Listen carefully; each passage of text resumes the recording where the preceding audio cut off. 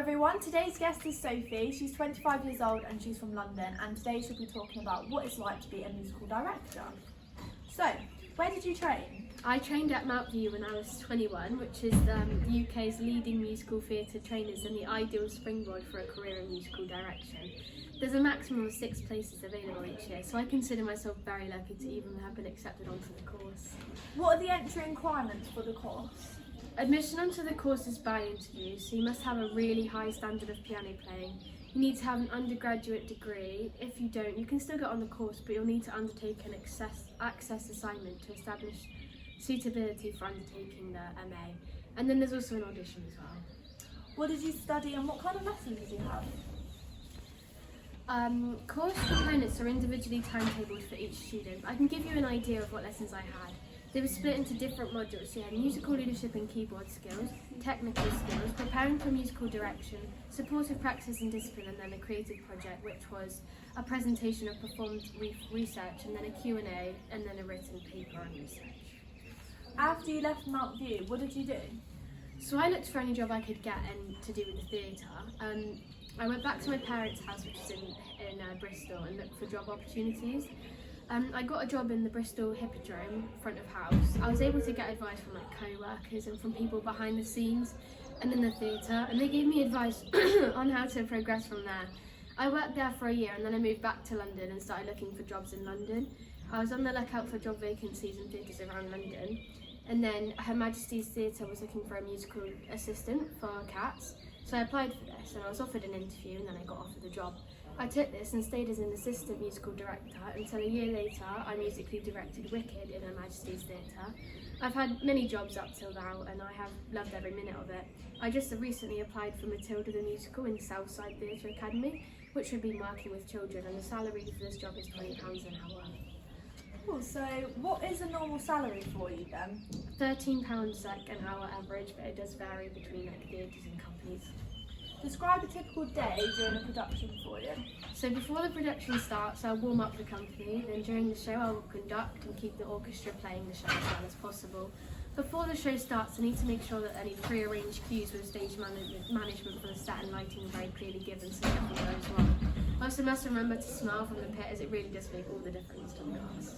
Do you have any tips you'd like to give a young person looking to become a professional musical director? I think the best thing to do is just become qualified and then look for jobs, even if it's even whilst you're studying, just get a job in the theatre, even if it's just front of house or behind the bar, because you can make connections with people in theatres and they can give you tips and advice. It also looks good on the CV to employers as well. Thank you for coming today, and it was very nice speaking to you. Thank you. We're interviewing our guest here. What's your name and what do you do? My name is Katie Baker. I currently lead the musical theatre course at Exeter College, but I'm also a vocal coach and a voice teacher. Where did you study after your GCSEs? So when I finished my GCSEs, I went on to sixth form college.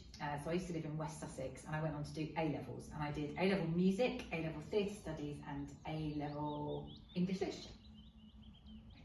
Did you go to university? I did then go on to university. I applied for drama schools and realised that I didn't want to narrow my options quite as much. So having been accepted at a couple of drama schools, I then turned them down and went to Exeter University, where I studied drama, applied drama with education. So I did a lot of my course was based on theatre and education. What previous experience did you need to get on the course? So I needed to have 3 good A-levels. So I think I needed 2 Bs and a C at A-level. I also needed to do an acting audition and a singing audition in order to get onto the drama course at Exeter University. Can you give us an idea of the lessons you had and what you studied? I absolutely loved my course at Exeter University. So it was applied drama, so lots of improvising, script work, practitioner-based stuff, lots of creating our own work and our own projects. But running alongside that, because I'd specialised in education, I did a lot of work in schools, working in theatre and education, so I got to go into schools and colleges and universities all over Europe and work with young people exploring things through drama. So a lot of the stuff we do at college, a lot of the PHSE stuff, equality and diversity and the kind of big life questions, we worked with young people using drama and music to kind of explore some of those things. And I loved that bit of the course. And there was also quite we could choose different pathways, so I chose a voice pathway as well.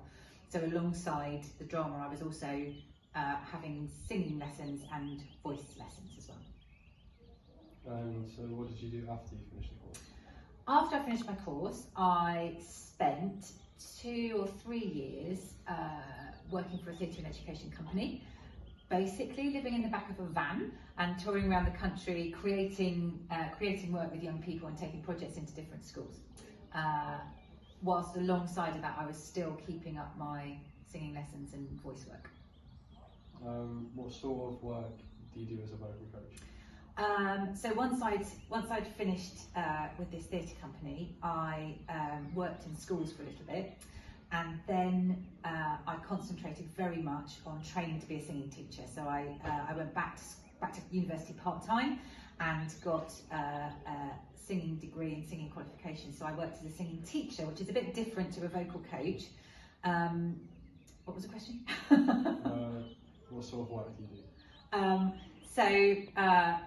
I did 2 things in parallel. So I taught as a singing teacher and at the same time worked as a vocal coach. So as a vocal coach, primarily what you're responsible for in a theatre company is the vocal health of the actors, if it's a play, and musicians and singers, if it's a musical.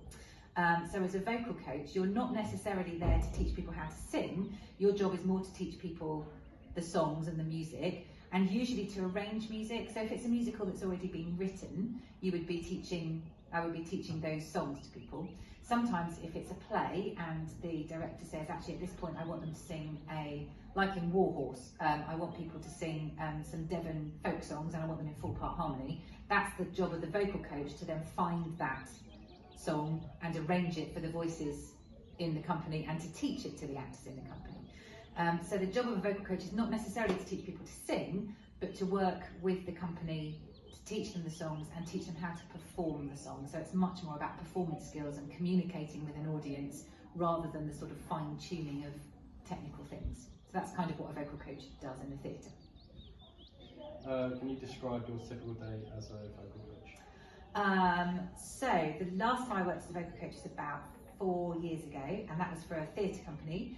There were a group of actors producing, we used to produce shows in Rep, and at that time I was working as an actor and as the vocal coach. So my typical day would start at 10, when we'd usually have a call to either work on stuff that the director wanted to pick up from the show that we were currently running, or to work on the show that we would be doing next.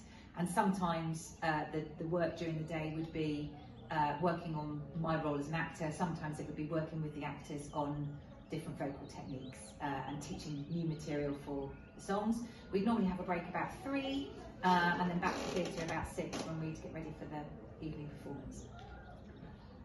What is your average salary as a vocal coach? So, like I said, the last time I worked as a vocal coach, it was tricky to say because so I wasn't just working as a vocal coach, I was also working as an actor, and that's been my experience mostly of working, that I kind of usually do something else at the same time, and it was also a profit share. So it very much depends on how you're working. So a profit share meant that we were paid a very, very basic minimum wage, but then on top of that, depending on how many tickets sold, you got a percentage of the tickets. But I guess I was taking home about £400 a week.